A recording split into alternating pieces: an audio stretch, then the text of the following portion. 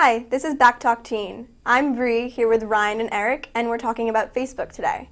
So, first question, guys. How long have you had a Facebook for? I first got my Facebook when I was in 8th grade, so I kind of jumped the gun on that one. But What about you, Eric? And I got my first Facebook when I was a freshman in high school. See, that's the way it's supposed to be. You're supposed to wait until high school yeah, but to have a Facebook. I had an older sibling, which also changes a lot of things. Because and you always had one, so I always kind of wanted one. Yeah, but still. Similar thing happened with me. My little brother, I got one in 8th grade because I had one. Well, you guys should have waited, but it's okay. So, have you guys ever been bullied on Facebook before? I have not been bullied, but I have witnessed bullying, and it just doesn't make sense to me why someone would try to fight through Facebook. I mean, you shouldn't be fighting in the first place, but not through Facebook, Keep anything. the peace. Yeah, exactly.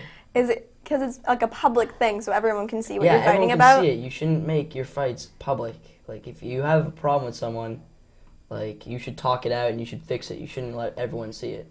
Yeah. What about you, Eric? Have you ever had trouble with bullying on Facebook? I've never personally been bullied, but a couple members of our golf team at our high school started fighting with golf members from high school's team, from Holliston High School's team. It was just one of those really stupid things where they were just talking back because something happened at golf and it escalated into something it didn't need to. Oh. So how can you guys tell if someone's kidding or talking seriously when they're talking on Facebook? Because it's all type. That's the problem with Facebook, Bree, is like you can't tell when someone's kidding or if someone means something seriously.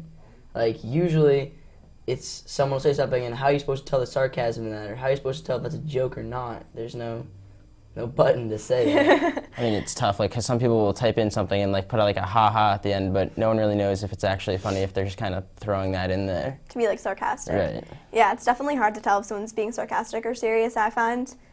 Even if they have little like smiley faces at the end, you're like, are you kidding? Or so what do you guys think about the hours you spend on Facebook? Do you spend too much time on Facebook? Do you find it addicting? Yeah, I probably spend too much time on Facebook, but I don't spend a lot of time on it. I check in a lot because I like to see what people are posting. I kind of want to stay up to date on things. Yeah. It's definitely a distraction. You'll be sitting there doing homework, and I'll just like go to Facebook and check for a sec, but I'll go back like 5 minutes later and check again, and it'll just make homework take a lot longer than it needs to. Yeah, it's definitely helps in procrastination for homework. It's something to do, so you don't have to do your homework. And it's always changing, so there's always something new to look at. Right. Yeah. So, what do you guys feel, we're going to switch the topic for a second, about them banning cell phones in Natick schools?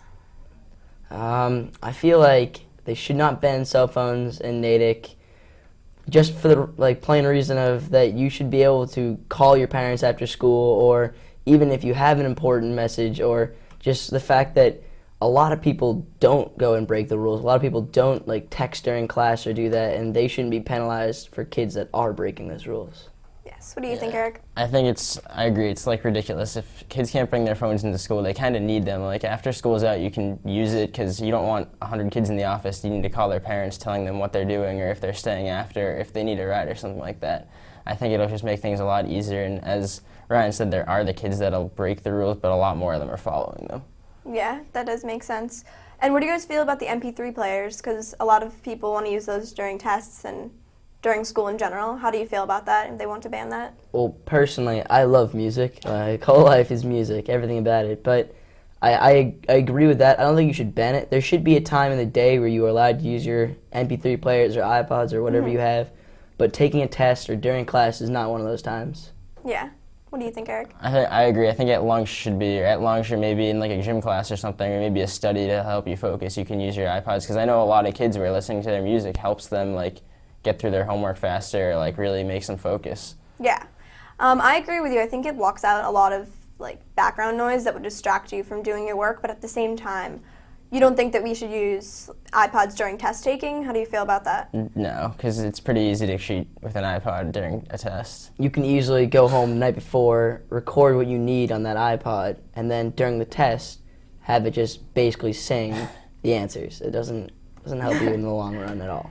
Yeah, I agree with you. I think that's like definitely something that shouldn't happen. Yeah. That's all we have for this segment of Back Talk. I'm Bree, I'm Ryan. And I'm Eric. and that's all we have for today. Thank you.